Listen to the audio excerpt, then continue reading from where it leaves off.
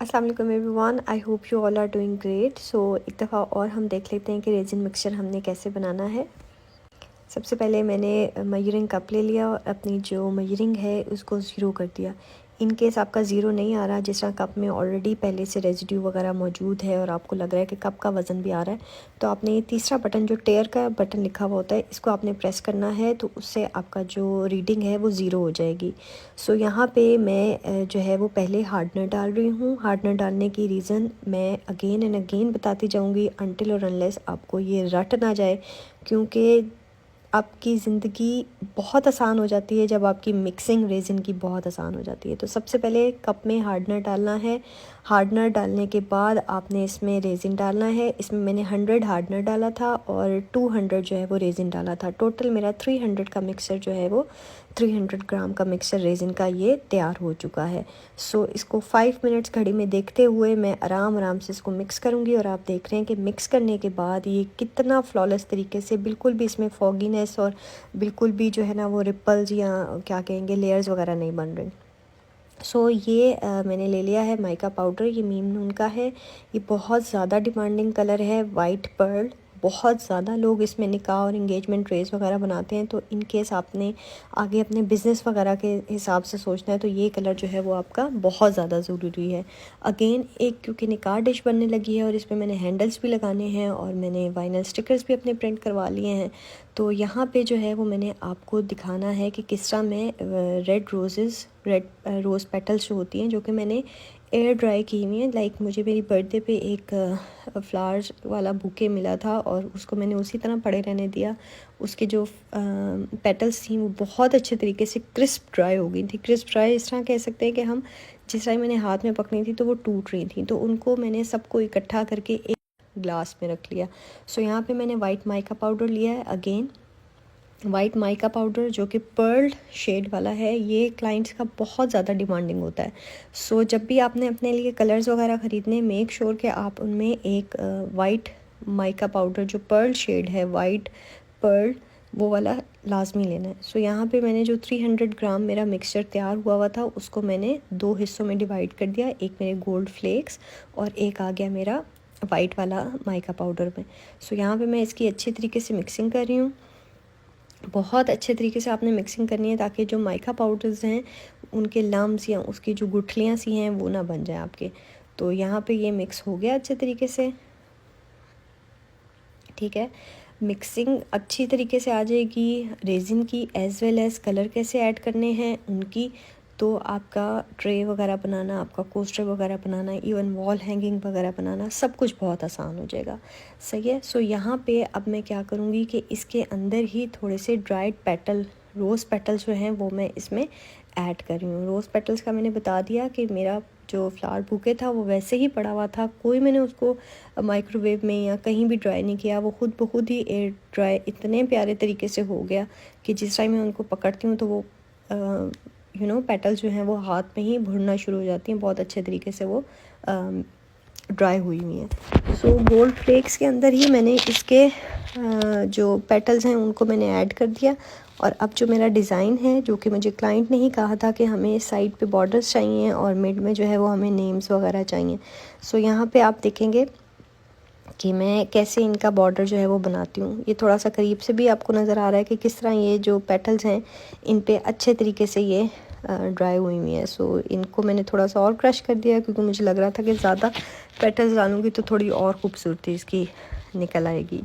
सो यहाँ पे अगेन मैं इसको पोर कर रही हूँ और ये वाले स्टेप्स आपको रिपीटेडली पता हैं कि हमने पहले अल्कोहल स्वैप के साथ अपना साफ़ करना है ट्रे मोल्ड, और उसके बाद हमने इसके ऊपर स्प्रे जो सिलिकॉन रिलीज स्प्रे है वो लाजमी करना है। ये वो स्टेप्स हैं जो कि आपने हमेशा ही करने हैं, चाहे वो आपका कोस्टर मोल्ड हो, चाहे वो कोई आपका ट्रिंकेट ट्रे हो या कोई आपकी बड़ी ट्रे मोल्ड हो, आपने ये वाले 2 स्टेप्स लाजमी करने हैं। सो यहाँ पे मैंने इनको 2 साइड्स पे जो है वो अच्छे तरीके से पोर कर दिया। अब आप देख रहे हैं कि रोज़ पेटल जो हैं वो मैंने गोल्ड फ्लेक्स वाले रेज़िन मिक्सचर में ही कप में ऐड कर दी और वो बहुत अच्छे तरीके से मिक्स होके एंड देन वो पोरिंग हो गई। ये हम लगा रहे हैं इसकी बेस कोट, ठीक है। बेस कोट में थोड़ी बहुत उभरी उभरी सी वो सरफेस आती है क्योंकि ज़ाहिर ड्राइड पेटल्स होती हैं, तो उसकी आपने टेंशन नहीं लेनी। जिस टाइम हम इसके ऊपर टॉप कोट करेंगे तो वो हमारा अच्छे तरीके से जो है वो बिल्कुल एक प्लेन सी सरफेस आ जाएगी। और जहाँ पे आपको लगे कि रोज़ेज़ जो हैं, ये रोज़ पेटल जो हैं थोड़ी सी ज़्यादा मोटी या उस तरह वो लग रही हैं, तो आप पॉप्सिकल की मदद से आराम से उसको स्प्रेड कर सकते हैं और आराम से उसको तोड़ सकते हैं और इस तरह मिक्स कर सकते हैं। सो ये आप प्रोसेस आपके सामने है। बस इनको जहाँ पे मुझे लग रहा है कि रोजेज़ जो हैं वो पेटल्स जो हैं वो थोड़ी सी हार्ड हैं, तो उनको मैं पॉप्सिकल की मदद से ही उनको इस तरह ब्रेक कर रही हूँ, ठीक है। वैसे तो बेस्ट यही है कि आप पेटल्स को आराम से यूँ चूरा अपने हाथ से ही कर लें, वरना आप इस तरह डाल के भी कर सकते हैं। सो यहाँ पे आ गई मेरी वाइट वाला रेजिन मिक्सचर, वो मैंने इसमें पोर कर दिया है। आप यकीन करें कि इस वक्त जिस टाइम मैं ये ट्रे बना रही थी, मेरे इस्लामाबाद में हमारा टेम्परेचर जो था वो -1 था, क्योंकि आई थिंक मरी में स्नोफॉल वगैरह वाला सीन था, तो बहुत ही शदीद ठंडी रात थी। तो मैं ये रात के टाइम बना रही हूँ और सिर्फ मैंने क्या किया है कि अपनी जो रेजिन की बॉटल थी उसको मैंने गर्म पानी में पहले अच्छे तरीके से 10-15 मिनट भिगोए रखा एंड देन मैंने रेजिन जो अपने रूम में हीटर लगा लिया था। उससे हुआ ये कि मेरा रेजिन बहुत अच्छे तरीके से मिक्स हो गया और किसी किस्म की कोई जो है ना वो मिक्सिंग में या आप कह लें टॉप कोट में इस तरह इशू नहीं हुआ। टॉप कोट तो खैर मैंने नेक्स्ट डे किया था, उस दिन थोड़ा टेम्परेचर नॉर्मल था, लेकिन जिस दिन मैंने बेस कोट लगाई थी, जिस तरह ये वाला जो प्रोसेस आपके सामने है, उस दिन बहुत शदीद ठंड थी। तो मैंने अपने रूम में हीटर लगा लिया और क्या किया कि मैंने अपनी रेजिन की जो बॉटल है उसको अच्छे तरीके से पहले गर्म कर लिया मिक्सिंग करने से पहले। उससे हुआ ये कि मेरा रेजिन मिक्सिंग करने में मुझे बहुत ज़्यादा आसानी हुई। सो यहाँ पे थोड़ा सा और जो प्लेन वाला रेजिन है वो मैं ऊपर स्प्रेड कर रही हूँ, क्योंकि ये वाली साइड मेरी थोड़ी सी मुझे लग रहा था कि जैसा वो थोड़ी सी पतली बनी है और दूसरी वाली थोड़ी सी मोटी बनी है, लेकिन वो आप रेजिन थोड़ा सा एक्स्ट्रा ऐड करके एंड देन आप सुकून से उसको अपने रेजिन के साथ खेल सकते हो। क्योंकि सर्दियों में क्योंकि रेजिन थोड़ा देर से क्योर होता है, तो आपके पास एक एक टाइम पीरियड होता है 10 से 15 मिनट्स का कि आप अच्छे तरीके से जो है वो उसको आप उसके साथ प्ले कर सकें, और जब तक आपका डिज़ायर्ड डिज़ाइन नहीं आपको मिल रहा, आप उसको जो है वो थोड़ा बहुत वो कर लें, सेट कर लें। अब साइड से मैंने थोड़ा सा इस तरह जो है वो कर लिया ताकि जो ये मिक्सचर है वो अच्छे तरीके से स्प्रेड हो जाए और मुझे जो मेरी चीज़ जो मुझे रिक्वायर्ड है वो आ जाए। अब इस तरह थोड़ा सा करके मैंने नीचे भी फेंका ताकि बबल्स वगैरह सारे ऊपर अपीयर हो जाएं। सो यहाँ पे अगेन मैं अब 1 से 2 मिनट के बाद इसका जो बबल्स हैं जो कि सरफेस पे आ गए हैं उनको मैं रिमूव करूँगी, और ये बस मैं थोड़ी सी सेटिंग कर रही हूँ ताकि जो मेरा डिज़ाइन है वो डिस्टर्ब ना हो और बहुत अच्छे तरीके से हो जाए। So you can see this process video. अब यहाँ पे मैं इनके थोड़ी सी सेटिंग करके एंड देन मैं इनके बबल्स रिमूव कर दूँगी। अगेन आइसोप्रोपाइल अल्कोहल है, बहुत सस्ता मटेरियल है, आपको जो है ना मेडिकल शॉप से भी मिल जाएगा। मैंने ये दराज से ऑर्डर किया हुआ है, 450 या 500 की बॉटल थी, तकरीबन 1.5 साल हो गया एक ही बॉटल मेरी चल रही है, क्योंकि 2 से 3 स्प्रे में आपकी एक ट्रे के ऊपर से बबल्स जो हैं वो रिमूव हो जाते हैं। सो यहाँ पे नेक्स्ट डे हमारा आ चुका है, मेरी बेस कोट जो है वो अच्छे तरीके से हार्ड हो चुकी है। सो अब यहाँ पे मैं क्या कर रही हूँ कि अपने वाइनल स्टिकर्स को पेस्ट कर रही हूँ अच्छे तरीके से। वाइनल स्टिकर्स को पेस्ट करने का तरीका अब आपको 2 से 4 दफ़ा ज़ाहिर वीडियोस में आपने देख लिया, आपको समझ आ गई है कि किस तरह हमने उनको अच्छे तरीके से पहले ऊपर पेस्ट करके थोड़ा सा उसको वो देना है, प्रेशर देना है, ताकि बहुत अच्छे तरीके से हमारा जो वाइनल है वो पेस्ट हो जाए। एंड मेक श्योर कि आपकी जो बेस कोट है वो अच्छे तरीके से हार्ड हो, फिर आपने उसके ऊपर वाइनल लगाना है।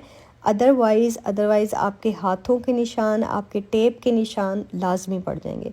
सो हुआ कुछ यूँ कि एक दफ़ा मुझे बहुत ही जल्दी थी और मेरा जो बेस कोट है वो बहुत अच्छे तरीके से क्योर नहीं हुआ था, लाइक हार्ड हो गया था, लेकिन ये था कि इसको हल्का सा मैं प्रेस करी थी तो मेरी उंगलियों के जो निशान है ना वो ट्रे के ऊपर लग रहे थे, जो कि बाद में बहुत ही बुरे लग रहे थे। सो ये चीज़ आपने लाजमी रखनी है जहन में कि रेज़िन का काम जो है वो पेशेंस का काम है।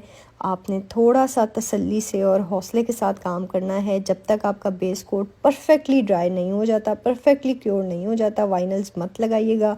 क्यों? क्योंकि आपके जो ज़ाहिर हाथ वगैरह या टेप वगैरह के जो निशान हैं वो आपकी ट्रे के ऊपर आ सकते हैं। ये तो वैसे वाइट कलर है, वाइट कलर में इतना ज़्यादा पता नहीं चलता, लेकिन अगर आपका कोई डार्क कलर का बेस कोट है, फॉर एग्जांपल ब्लैक कलर का, या आप कह लें रेड कलर का, ग्रीन कलर का, ब्लू कलर का, आपके हाथों की जो उंगलियों के प्रिंट्स हैं, ये जो फिंगर प्रिंट्स हैं वो, या टेप के जो निशान हैं, बहुत बुरे तरीके से उसके ऊपर लगते हैं। So you have to very careful about this. यहाँ पे मैंने इसको अच्छे तरीके से पेस्टिंग करने के बाद इसको रिमूव कर दिया एंड देन मैं इसका टॉप कोट कर लूँगी। टॉप कोट के लिए भी आपको अब आइडिया हो गया होगा कि किस तरह हमने अच्छे तरीके से अपना रेज़िन मिक्सचर बनाना है। एंड रेज़िन मिक्सचर बनाने के बाद उसको दरमियान से पोर करते हुए सारी साइड्स पे लेके जाना है, बबल रिमूव करने हैं। हैंडल जो हैं वो हम टॉप कोट करते हुए ही लगा देंगे। सो हैंडल्स की भी आपने बिल्कुल टेंशन नहीं लेनी, और बस ये आपने देखना है कि आपका बिल्कुल लेवल पे हो आपकी ट्रे, आपकी जो सरफेस है, स्पेशली जो हम औरतें जो है वो मोस्टली अपने किचन में स्लैब में काम कर रही होती हैं, तो वो आपने मेक श्योर करना है कि स्लैब जो है वो उसकी सरफेस बिल्कुल स्ट्रेट हो। नहीं तो कोई टेबल वगैरह उसके ऊपर आपने रख के करना है, और अपने लेवलर के साथ आपने पहले हमेशा लाजमी चेक कर लेना है कि आपका जो सरफेस है वो बिल्कुल स्ट्रेट है। सो यहाँ पे मैंने थोड़े से पर्ल्स ऐड कर दिए एंड मैंने रेज़िन मिक्सचर बना लिया। रेज़िन मिक्सचर बनाने के साथ ये मैंने साइड्स पे हैंडल भी रख दिए हैं, और अब मैं क्या करूँगी कि सिंपल इसके ऊपर पोरिंग कर दूँगी एंड देन अगेन इसको 24 आवर्स के लिए छोड़ दूँगी। अच्छा, यहाँ पे मैं बताती जाऊँ, शुरू में मैं जो छोटी छोटी चीज़ें होती थी मेरी, तो मैं उनको कवर करके रखती थी, और ये है कि मतलब रात को काम किया, अगले दिन उनको सुबह देखा और वो क्योर हुई हुई होती थी, या डस्ट वगैरह का कोई इशू नहीं था। मेरे घर में डस्ट का वैसे ही इशू नहीं है। सो अगर आपके घर में जिस तरह डस्ट का इशू है, या आप दिन के टाइम काम कर रही हैं, बार बार दरवाज़ा खुल रहा है, या कोई खिड़की वगैरह आप लोगों ने खोली हुई है, आप लोगों को लगे कि जिस तरह डस्ट है, तो आप अपने कोशिश करें कि इन चीज़ों को जो है वो कवर करके रखें। मैं क्योंकि काम ज़्यादातर रात को करती हूँ, दरवाज़े खिड़कियाँ वगैरह सब बंद होते हैं, वैसे ही घर में अल्लाह का शुक्र है कि डस्ट का इशू नहीं है। सो मैं अपना टॉप कोट वगैरह करने के बाद, या कुछ भी अपना बेस कोट करने के बाद, मैं कवर नहीं करती, क्योंकि मुझे पता है कि मेरा डस्ट का इशू नहीं है। बट इन केस आपका घर में डस्ट है तो you have to cover your artefact, बेशक वो कोस्टर हो, ट्रे हो, या फिर वॉल हैंगिंग वगैरह हो, तो उसका आपने थोड़ा सा देखना है कि किस तरह आप उसको कवर कर सकते हो, क्योंकि आपकी डस्ट जो है वो बहुत मेजर रोल प्ले करती है आपके रेज़िन आर्टिफैक्ट की खूबसूरती में। सो मेक श्योर कि बहुत ही फ्लॉलेस और अच्छे तरीके से आपका काम हुआ हो। और डस्ट जो है वो हमारे रेज़िन आर्टिस्ट का एक बिग दुश्मन है, उसको आपने जो है ना वो किसी तरीके से सेट करना है। सो बस यहाँ पे हो गया हमारा टॉप कोट। अब मैं इसके भी बबल जो हैं वो रिमूव कर दूँगी एंड देन नेक्स्ट डे इसकी फिनिशिंग वगैरह आ जाएगी। सो आई होप आपको ये वाला क्विक सी प्रोसेस वीडियो, ये एक मेरे मोबाइल में पड़ी हुई थी, तो मैंने कहा कि चलो ये मैं आप लोगों के साथ शेयर करती हूँ। आई होप आपको ये ईजीएस्ट और बहुत ही खूबसूरत सी जो ट्रे है वो अच्छे तरीके से समझ आ गई कि हमने कैसे बनानी है।